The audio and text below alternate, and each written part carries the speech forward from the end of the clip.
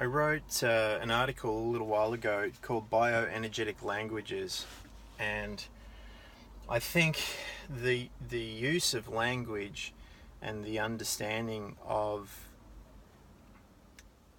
the effectiveness of language is so important in this type of work. And I studied a fair bit of neurolinguistic programming, the language of impact, influence and persuasion, hypnosis, covert hypnosis, mind control, all that sort of stuff, manifesting, blah blah blah. You get the point. So it's quite extensive, but I like Jason De Silva, I think his name is, who does those really out there videos, which I really like, high energy and inspiration and rah rah rah. I think they're really cool. I love them. And he talks about language being a technology, and I just find this topic fascinating. Language, linguistics, neuro-linguistic programming, all that stuff is just really interesting to me, and not so much in the way it's been taught over the years, through the 1990s and the early 2000s, and rah-rah conferences and lose weight and make $1 million and all that sort of stuff, but really looking at it as a technology and a tool to hack the mind and reality itself and reprogram it. I find it really fascinating. And not just language, verbal language, but energetic language, body language, emotional, language of emotions, all these different signatures of energy and coding that, coding language, computer language, just language in general is so fascinating to me. It's like the building blocks of reality. Even when you go to the Platonic solids, the basic shapes of sacred geometry, that too is a language to be able to structure physical form into reality. It blows my mind.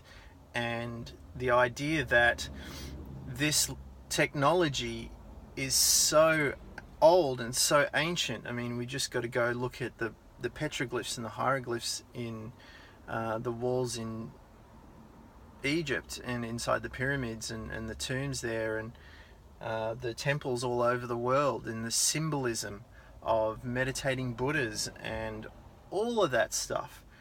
It all has an effect on our mind. It's all programming our mind in particular ways.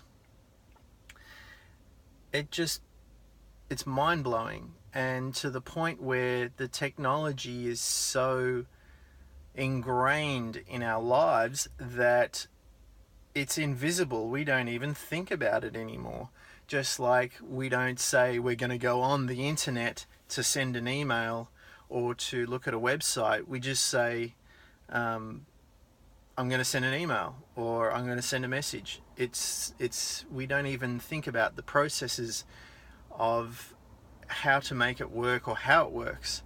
Just like as you're listening to the sound of my voice, you're not really aware of how you're interpreting the sounds that come through to your ears into your brain, and how you make sense of those words, or even the distinctions of what those words and their meanings are to you.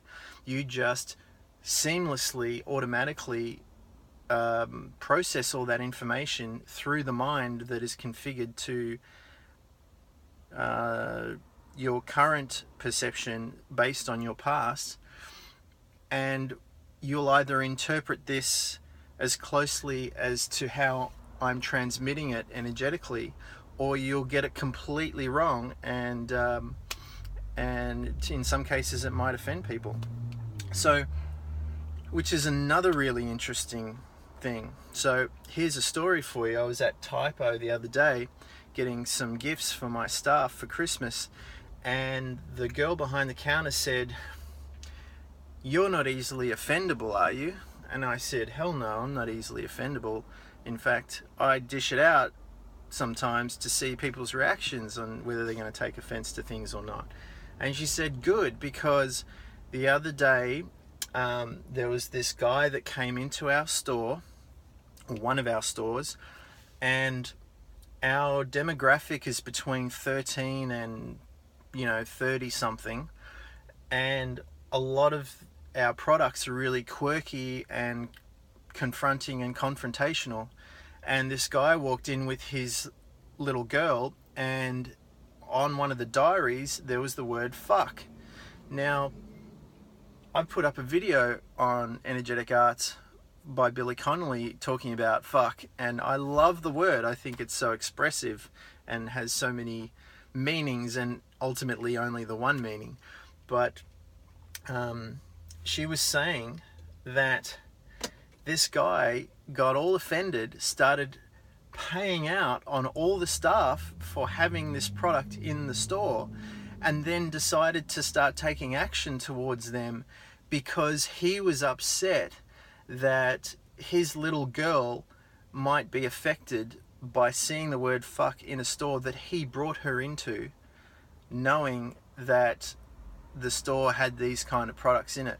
Now, for me, if I'm upset about something and I don't like it, I'll remove myself from there, and I won't make a disturbance because I respect people's minds and what they do in their mind and their space, and it's their life ultimately, and they're responsible. So and I feel the same way about mine. That's why these permission slips and what are they? When you go somewhere and you've got to sign your life away, just that you're not going to sue anyone in case you axe yourself because of stupidity. I'll sign those, no problem, because at the end of the day, if I hurt myself doing something that I'm willingly participating in, knowing what the risks are because I've researched it previously, and I hurt myself, then that's my fault. I take responsibility for that. I don't go around trying to blame others for that effect happening to me. I take responsibility. I'm not a victim in my life. So the other thing is it's when people on my Facebook page like to comment negatively that they're upset with the content and that they don't want to be a subscriber to my page anymore. That's fine too. I think you should have saved the time and used it for something else rather than telling me that you're not happy with what I'm doing. So anyway, it just blew my mind, this story about this guy and this daughter, because what happened was, and this is the rub, is that he's worried. His argument was that his daughter seeing the word fuck was going to influence her negatively. Okay, but the thing is, as we know, we all grew up and we all went to school. The first few words we learned were all the swear words and how to use them and how to hurt people with them. But he found that more destructive in his mind than his little girl seeing him pay out and be aggressive towards a stranger who is just doing their job and being downright nasty to someone who was obviously in a position of service where they are obligated, at least in mind and concept, where the customer is always right, and that they're not allowed to respond the way they would normally do. So it's a cowardly act where this person is slinging mud at someone who's not really in a position where they can properly defend themselves how they would if they were being attacked on the street, for example. So and you can take the opposite extreme. She as the worker has put herself in that position and has to accept that too, and I get all that. But I'm talking about moving past all that and using language to reprogram the mind to rise above all that crap.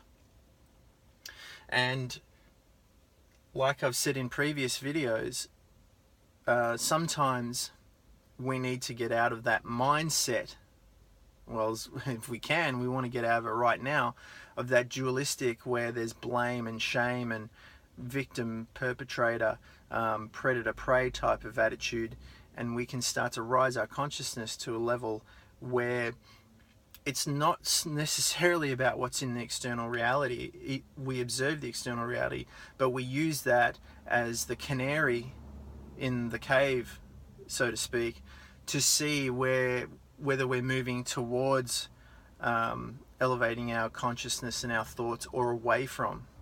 So for me, and like you, obviously that's why you tune into this page, is that you want to elevate your thoughts.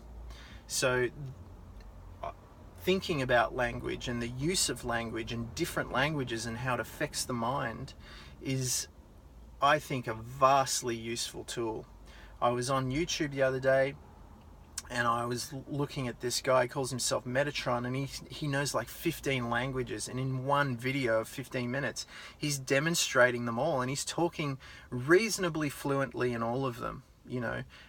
And when he's not fluent, he'll say so, and he'll say, I'm still working on this one, and impressive nonetheless. Now when I look at that, I wonder, what kind of mind does he have? How does he perceive things differently to me?